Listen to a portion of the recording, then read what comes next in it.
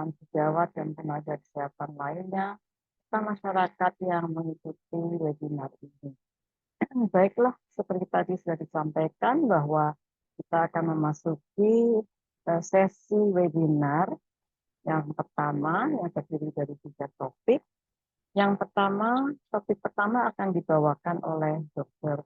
Tina Wardani Wisesa, spesialis DPI, subspesialis GA, Institut FAADP,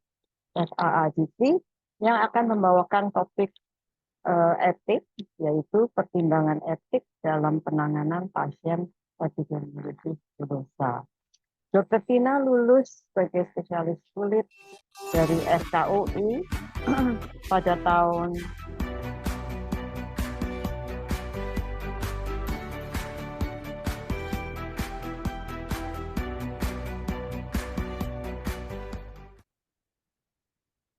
Tina lulus sebagai spesialis kulit dan kelamin dari Fakultas Kedokteran UI pada tahun 1996 dan bekerja sebagai staf pengajar di Departemen Kesehatan Kulit FKUI dan RSDM mulai sampai dengan tahun 2012 dan juga menjabat sebagai Ketua Divisi Dermatologi Pediatrik di rumah sakit yang sama.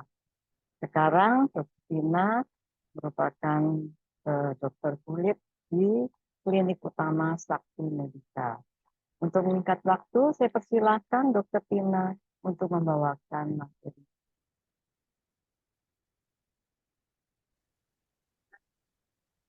Selamat siang yang terhormat Profesor, Dokter, mahasiswa, Bapak-Bapak, Ibu-Ibu, dan pasien epidermolisis bulosa yang mengikuti acara webinar pada siang hari ini.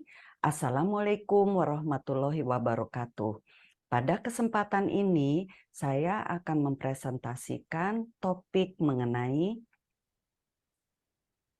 pertimbangan etik dalam penanganan pasien epidermolisis bulosa. Uraian topik, pendahuluan, uraian singkat mengenai penyakit epidermolisis bulosa, dasar-dasar etik praktek kedokteran yang diterapkan pada pasien epidermolisis bulosa, dan ringkasan. Etik merupakan suatu dasar dari praktek kedokteran. Masalah etik dalam praktek penanganan bayi dan anak membawa masalah tersendiri karena ketidakmampuan pasien untuk informed consent. Namun, secara legal dan etis, orang tua atau wali pasien dianggap sebagai pihak yang berhak memberikan persetujuan tindakan diagnostik maupun pengobatan. Masalah etika dalam praktek menyangkut setiap langkah dalam pelayanan pasien, mulai dari appointment, anamnesis, pemeriksaan fisis, tindakan diagnosis, tindakan pengobatan, dan tindak lanjutnya. Rekam medis merupakan bagian dari tugas profesor dokter untuk menjalankannya dengan baik. Epidermolisis bulosa merupakan penyakit langka yang di dunia terdapat 1 kasus setiap 50.000 kelahiran. Sedangkan dari data kelompok studi dermatologi anak Indonesia, epidermolisis bulosa merupakan 5 kelompok penyakit kulit yang diturunkan secara genetik. Epidermolisis bulosa merupakan suatu kelompok penyakit bulosa kronik yang diturunkan secara genetik otosom baik dominan atau resesif dan dapat timbul spontan atau akibat trauma ringan. Secara umum, kulit dan mukosa atau selaput lendir misalnya di bibir mudah terpisah dari jaringan di bawahnya sehingga timbul celah dan lepuh. Contoh dari gambaran klinis bayi yang segera setelah dilahirkan, bayi ini dilahirkan secara spontan, terlihat bahwa di daerah bokong, di daerah tungkai, di daerah kaki, tampak lepuh-lepuh yang berisi cairan dan beberapa tempat ada yang memecah meninggalkan daerah kulit berwarna kemerahan dan membasah sesuai dengan jalan lahirnya. Yang kedua, kita bisa lihat di sini bayi setelah berusia 6 bulan setelah melalui konseling genetik dan tata laksana yang komprehensif, penyakitnya dapat teratasi dengan baik. Pertimbangan etik dalam penanganan pasien epidermolisis bullosa tentunya diperlukan penanganan secara holistik, yaitu berupa tata laksana yang komprehensif, baik dalam perawatan kulit, makanan, pengobatan, maupun konseling genetik yang terus-menerus yang meliputi fisik dan psikologis. Nah, dalam etika hubungan dokter-pasien, terdapat 4 hal utama atau asas yang menjadi landasan bagi dokter, yakni asas yang pertama, beneficence, yaitu melakukan sesuatu yang baik. Pada umumnya, sebagian besar rencana dokter yang dipandu oleh etika kedokteran untuk melakukan yang terbaik kepada pasien berjalan selaras dengan kebutuhan dan pemahaman pasien. Yang kedua, non-maleficence, tidak merugikan pasien. Sebagai tenaga profesional, dokter harus senantiasa mendasarkan tugasnya pada profesionalisme, tidak membahayakan pasien baik secara fisik maupun psikologis. Yang ketiga, justice, menegakkan keadilan atau kesamaan hak kepada setiap pasien. Setiap pasien berhak atas perlakuan yang sama dalam upaya pelayanan kesehatan tanpa mempertimbangkan suku, agama, ras, golongan, dan status sosioekonomi. Yang keempat, otonomi, hak dan kebebasan pasien untuk membuat keputusan sendiri, mendapat hak-haknya untuk memperoleh penjelasan yang komprehensif tentang rencana tindakan, baik pencegahan, diagnostik, maupun pengobatan.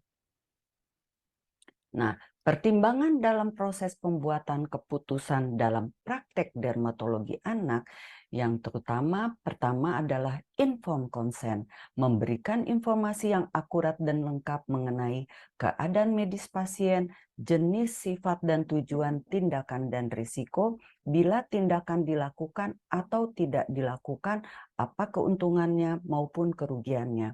Memastikan bahwa pasien berada dalam keadaan mampu untuk mengambil keputusan karena dokter yang bisa menilai apakah pasien ini sudah mampu untuk mengambil keputusan secara sendiri.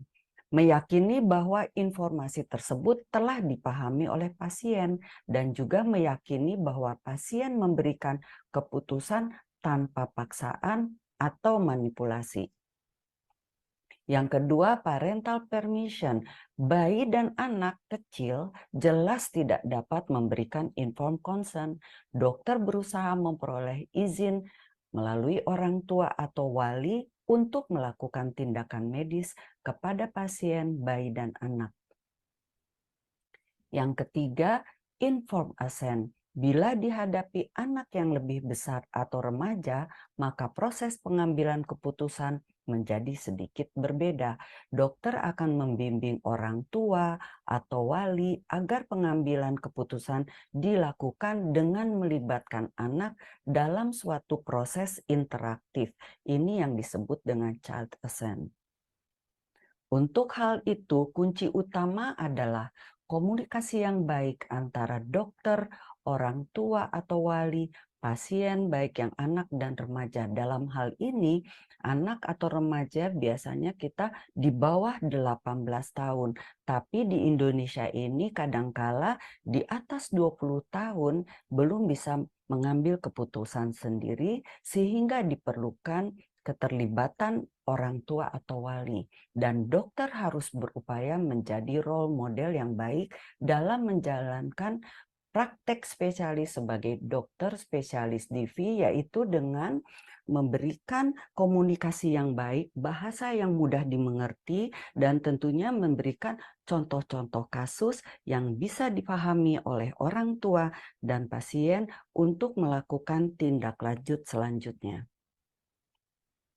Dokter spesialis dermatovenerologi atau spesialis kulit dan kelamin adalah sekelompok dokter yang bernaung di bawah Perdoski yang berkeinginan kuat untuk menjadi pelopor dalam penegakan etik di dalam lingkungan Ikatan Dokter Indonesia. Perdoski benar-benar ingin menjadi pionir dan pelopor dalam penegakan etik profesi. Hal ini semua tercantum dalam buku panduan taat etika dan disiplin profesi dokter spesialis DV yang merupakan panduan bagi seluruh anggota Perdoski tanpa terkecuali agar dipatuhi dan dijadikan pedoman dalam semua aspek kegiatan profesinya. Sebagai ringkasan bahwa penyakit epidermolisis bullosa adalah penyakit keturunan atau genetik dan sepanjang usia, sehingga diperlukan informasi genetik secara terus-menerus yang tentunya bermakna untuk masa depan anak. Anak memahami dan mengerti bagaimana atau treatment dari penyakitnya sehingga hidup berkualitas dengan baik. Dan juga perlu pengelolaan informasi yang sesuai bahwa ilmu kedokteran ini tidak berhenti pada satu titik, melainkan terus berkembang dan update terus sehingga diperlukan informasi yang sesuai dan tidak hanya sekali tetapi secara terus-menerus. Dan dokter secara informatif akan mengambil keputusan klinis dengan perlu empati dan etika, perlu pemberian informasi yang bisa diterima kedua belah pihak, menggunakan media sosial perlu berhati-hati dengan pertemanan khusus. Sekian informasi presentasi dari saya, mudah-mudahan dapat memberikan keuntungan untuk semuanya. Pesan saya bahwa jangan putus asa untuk pasien-pasien epidermolisis bullosa seluruh Indonesia, tetap semangat. Untuk tenaga medis atau dokter yang ikut terlibat dalam rujukan kasus-kasus epidermolisis bullosa, perlu diingat bahwa mereka membutuhkan kita. Wassalamualaikum warahmatullahi wabarakatuh.